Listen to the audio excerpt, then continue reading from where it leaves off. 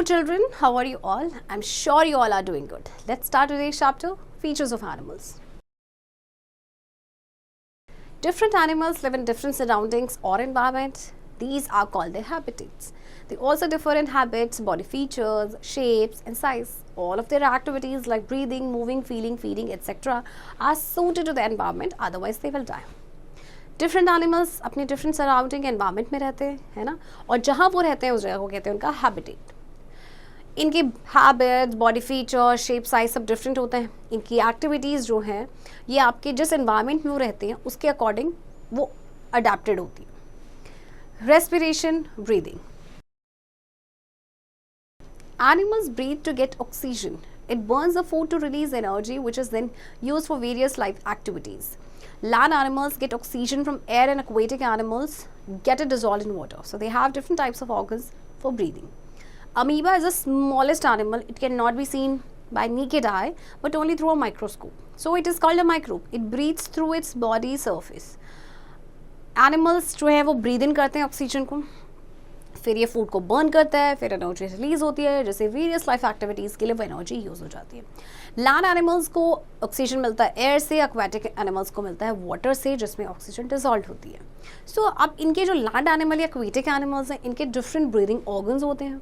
Amoeba आपका smallest animal है. इसको हम नेकेड आई से नहीं देख सकते बल्कि माइक्रोस्कोप से देखते हैं, तो इसीलिए इसे माइक्रोब कहा जाता है, और ये अपनी बॉडी सर्फेस से ब्रीथ करता है. Earthworm too does not have a breathing organ. It breathes through its skin. Insects breathe through holes called spiracles. These lead to air tubes and reach every tissue of the body. The blood of insect does not have hemoglobin, a substance that carries oxygen. So, an air tube network helps in carrying oxygen throughout the body. देखिए earthworm अपनी skin से breathe करते हैं. Insect की body में holes होते हैं जिन्हें कहते हैं स्पाइरिकल्स. और क्योंकि जो इंसेक्ट की बॉडी में जो ब्लड होता है उसमें हीमोग्लोबिन नहीं होता है, तो इसीलिए जो एयर ट्यूब होते हैं नेटवर्क वो ऑक्सीजन को कैरी करने में हेल्प करते हैं. Fish breathe through gills. It takes water in through the mouth that passes out through gills. Oxygen is absorbed into the blood from the blood vessels in the gills. And fish तो आपको पता ही है कि gills के through breathe करते हैं. Crabs, oysters and tadpoles also breathe through gills. ये animals भी जो हैं आपके gills के through ही breathe करते हैं. Breathing in frogs is most interesting. They may breathe in the following 3 ways. Tadpoles have gills to breathe. Adult frogs breathe through their moist skin while in water. They breathe through their lungs while on land. अच्छा देखिए breathing जो है ना frog में बड़ा interesting है. जब ये टेडपोल होते हैं तो ये वाटर में होते हैं इसलिए गिल्स से ब्रीथ करते हैं. जब एडल्ट फ्रॉग पानी में होता है तो मॉइस्ट स्किन से, जो वो लैंड पे होता है तो लंग्स से ब्रीथ करते हैं. Birds, reptiles and mammals breathe through lungs. The air is taken in through nostrils which reaches the lungs through the windpipe. The lungs have a network of very thin blood vessels. Oxygen is absorbed into the blood from the air and carbon dioxide from the blood passes out into the air. Whales and dolphins are mammals. Though they live in water, they breathe through lungs. They come up to the surface of water for breathing in air. Bird, reptiles ये mammal जो है lungs के through breathe करते हैं. तो air जो है इनके नॉस्ट्रल से जाती है लंग्स तक विंड पाइप के थ्रू. फिर लंग्स में ना एक नेटवर्क होता है थिन ब्लड वेसल्स का. ऑक्सीजन आपकी एब्जॉर्ब होती है ब्लड में एयर से, and carbon dioxide from the blood वो आपका पास आउट हो जाता है एयर में. अच्छा वेल्स एंड डॉल्फिन्स की बात करें, ये मैमल्स हैं बट ये रहते हैं वाटर में है, तो ये लंग्स के थ्रू ब्रीथ करते हैं. ये क्या करते हैं वाटर के सरफेस पे आ जाते हैं ब्रीथ करने के लिए. लोकोमोशन और movement. Animals move in search of food and meeting place or to seek shelter from enemies. They move in a number of ways. They may crawl, walk, run, climb, jump, hop, fly in air or swim in water with the help of their locomotory organs like scales, muscles, limbs, wings or fins. Most animals have limbs that are modified as per their ways of movement. Mammals usually have 2 pairs of limbs. अच्छा animal जो हैं एक जगह से दूसरी जगह जाते हैं खाने की तलाश में या मेट की तलाश में या शेल्टर की तलाश में. ओके तो उनके जो मूव करने के बड़े सारे तरीके हैं. कुछ वॉक करते हैं, कुछ क्लाइंब करते हैं, कुछ हॉप करते हैं एट्सेट्रा. ओके तो अब इनके जो लोकोमोटरी ऑर्गन्स होते हैं जैसे कि स्केल्स, मसल्स, लिम्स, विंग्स, ये उनको हेल्प करते हैं. ज़्यादातर एनिमल्स के लिम्स होते हैं जो उन मॉडिफाइड होते हैं एज पर देयर वेज ऑफ मूवमेंट. तो मैमल्स के यूजुअली 2 पेयर्स ऑफ लिम्स होते हैं. The 2 limbs at the front are called forelimbs and the 2 limbs at the back are called hind limbs. The limbs are called legs when used walking and running. In terrestrial mammals like cow, horse and elephant, both the pairs of limbs are almost of the same type.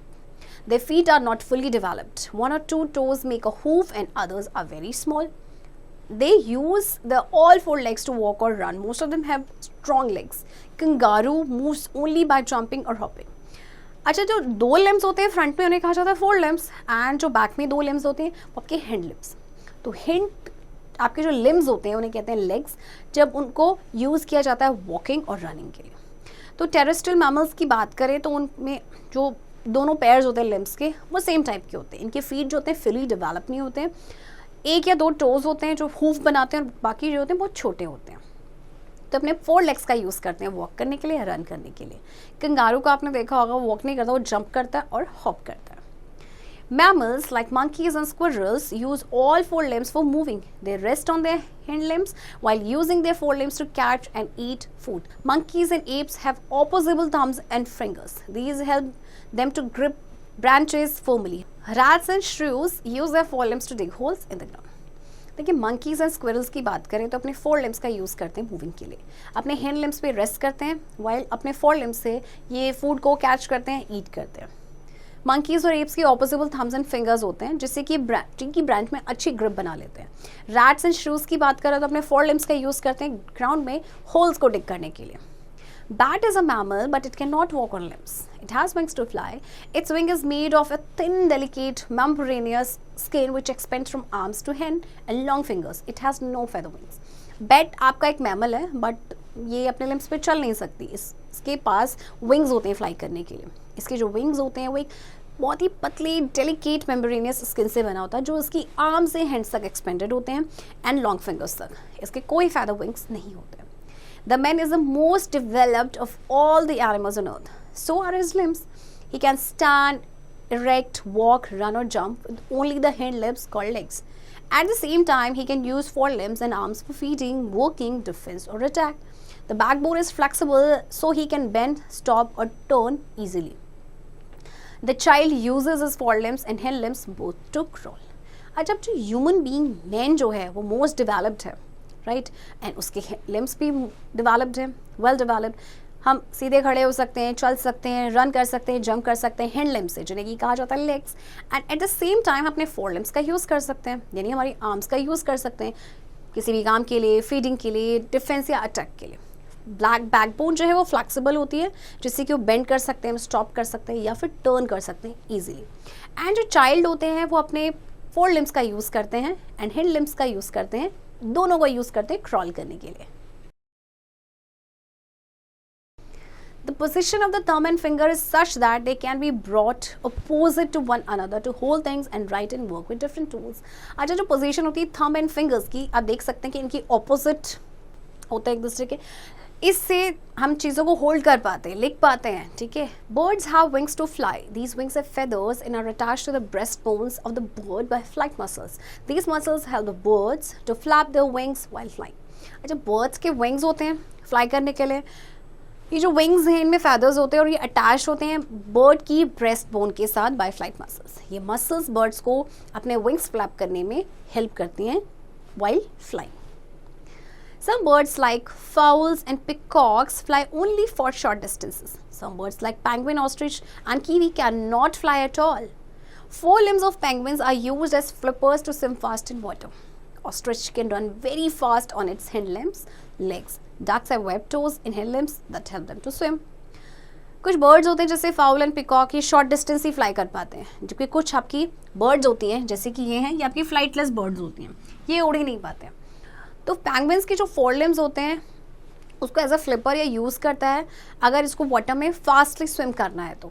Ostrich जो है अपने hand limbs यानी अपने legs से बहुत तेज़ी से भागते हैं. डक्स के वेब टोज होते हैं हैंड लिम्स में जिसको जो हेल्प करते हैं उसको स्विम करने में.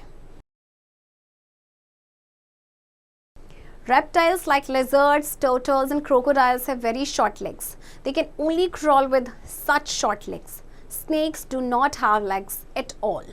They have scales or plates on the other side of their bodies which are attached to their ribs. Ribs act as legs and plates as feet. अच्छा देखिए, इन रेप्टाइल्स की अगर हम बात करें तो इनकी लेग्स काफ़ी शॉर्ट होती है. तो ये क्या करते हैं, अपनी इन छोटी लेग से ये सब क्रॉल करते हैं. स्नेक्स के तो लेग्स भी नहीं होते बिल्कुल भी, इनके स्केल्स होते हैं या प्लेट्स होते हैं उनकी बॉडी के अंडर साइड जो उनके रिब्स के साथ अटैच होते हैं. Turtles have paddle-like limbs to swim in water.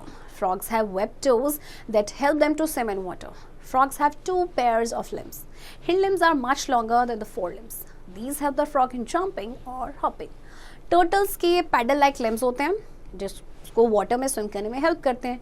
Frogs के webbed toes होते हैं और frogs के 2 pairs of limbs भी होते हैं. तो hind limbs जो होते हैं वो forelimbs से थोड़े से लंबे होते हैं. इससे क्या होता है कि frog को हॉप और जंप करने में हेल्प करते हैं. Fish have fins to swim in the water. Most have 2 pairs of fins, 1 single fin and a tail fin. The fish use the paired fins as oars when they swim slowly. The tail fin is used as a propeller and pushes the fish forward. The single fin maintain the balance. Whales also use fins to swim. Insects often have 3 pairs of legs. Many of them have 1 or 2 pairs of wings in addition to these legs. Wings of insects different from those of the birds as they are made up of scales rather than feathers. A grasshopper uses its hind pair of long legs for hopping. Insects like butterfly, housefly, honeybee and mosquito have wings to fly. Fins के पास fins होते हैं swim करने के लिए और ज़्यादातर के पास क्या होता है 2 पेयर्स होते हैं फिन्स के, एक सिंगल फिन और एक टेल फिन. फिश अपने पेयर्ड फिन्स का यूज़ करती है एज ओर जब वो स्विम करते हैं स्लोली, एंड जो टेल फिन होती है उसको एज अ प्रोपेलर में यूज़ करते हैं एंड पुश करती है फिश को फॉरवर्ड. तो जो सिंगल फिन क्या करती है वो बैलेंस को मेंटेन करके रखती है. इसके अलावा वेल्स के पास भी फिन्स होते हैं स्विम करने के लिए. इंसेक्ट्स के 3 पेयर्स ऑफ लेग्स होते हैं और ज़्यादातर उनके 1 या 2 पेयर्स में होते हैं और विंग्स इन लेग्स के अलावा. तो जो विंग्स होते हैं इंसेक्ट के वो बर्ड से डिफरेंट होते हैं क्योंकि वो फेदर्स की बजाय स्केल से बने होते हैं. ग्रास होपर अपने हिंड पेयर ऑफ लेग्स का यूज़ करता है हॉपिंग के लिए. और जैसे अगर हम बटरफ्लाई या हनी बी या मस्कीटो की बात करें तो इनके विंग्स होते हैं to fly. Earthworm possesses no locomotory organ. It contracts and expands its segment to move. Earthworm के कोई भी locomotory organs नहीं होते. Instead ये क्या करता है, ये अपने segments को contract करता है and expand करता है और उसके बाद इसमें movement होती है. Amazing facts. The elephant can neither run nor jump, but it can walk more rapidly than a man can. Penguin can swim in water faster than a submarine. An ant can carry a weight 200 times of its own weight. आपको मालूम है elephant ना तो run कर सकता है ना ही jump करता है, बट ये वॉक करता है और जितना ह्यूमंस भागते हैं ना तेजी से चलते हैं उससे ज़्यादा. पेंगुइन आपका वाटर में स्विम करता है faster than a submarine. And एंट जो है अपनी बॉडी वेट से 200 टाइम्स ज़्यादा का वेट कैरी कर सकती है. Ostrich is the largest bird in the world. It is about 2.5 meter high and weighs 140 kilograms.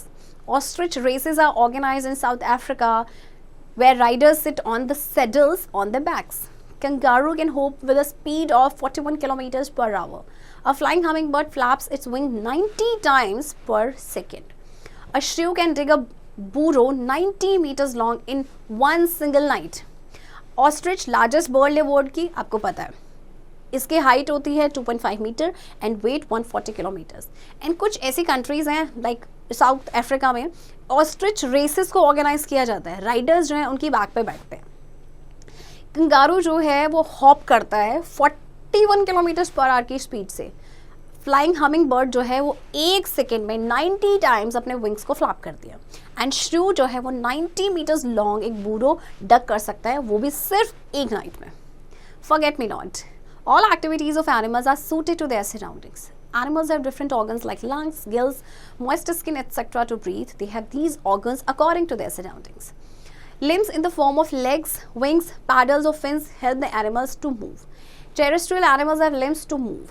Snakes have broad plates or scales on the underside of their bodies to crawl on the ground. Aerial animals have wings to fly and aquatic animals have fins, paddles or webbed toes to swim in the water. Man is the most developed animal. He can stand erect on his hind limbs. Children, I hope आपको ये chapter समझ आया होगा and इस chapter की practice अब आप खुद से करें.